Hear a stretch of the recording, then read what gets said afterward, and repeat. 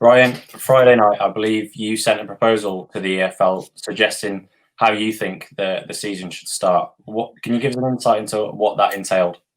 Yeah, obviously with the Prime Minister announcing on Friday that crowds could potentially come back in October, all things being well, I sent a proposal to the EFL suggesting that could it be looked at that if we did have to start mid-September, that until crowds came back initially, is there a way of playing perhaps the Leeson.com trophy and the Carabao Cup matches so that it didn't affect anybody's season ticket for those games between the middle of September and the end of September.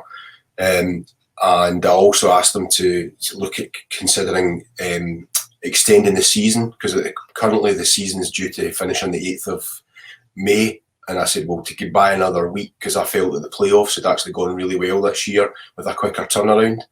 And having been there in 2018, I know there were some issues because it seemed like an eternity between each game and the playoff final too. So I suggested extending the season by an extra week, which would then have bought an extra week to play games, and also would have maybe utilised the bank holiday weekend to play on the Friday night and the bank holiday to try and get a better crowd as well, because it obviously helps playing in bank holidays. I got some feedback yesterday from the EFL. They have, to cover the end of the season, they have some issues with actually picking and making sure that all the fixtures can be played between the 15th of May and the playoff finals, which are around the weekend. I think it's the 27th of May, and satisfying Sky to get so many games in during that period, which I kind of understand. We have to obviously keep the broadcasters happy too. With a view of the cup games, it's something they're looking at to see if they can minimise any league fixtures between the middle of September and the end of September. And I think part of that, they're going to put a revised proposal to the board potentially tomorrow to look at that. The slight difficulty they have, where I suggested that if you played the Leeson.com trophy games in September, which would free up midweeks for league matches, which would be better to have league matches with crowds than playing in September any league matches without crowds.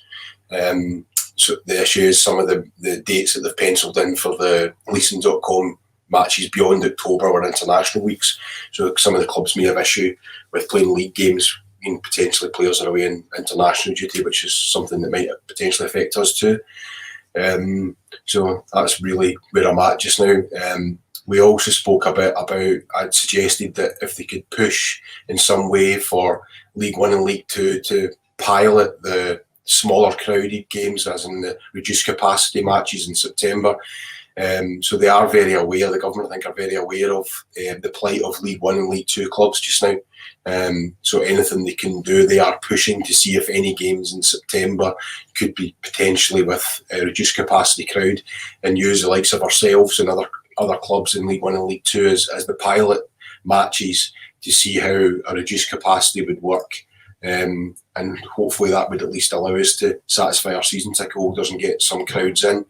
The benefit of actually having cup matches during that time is it's probably logistically easier then to sell the required number of tickets as opposed to the capacity if it is reduced capacity. So it's something that we just have to wait for. You know, they're talking about potentially announcing by the end of the week the start date for the fixtures, which I think we all fully expect that to be the 12th of September. But hopefully, you know, if we could get some of the cup matches, you know, through and the trophy matches away in September, whether it's a lesser crowd or no crowd, at least then it doesn't affect season tickets and we actually start the league season in October.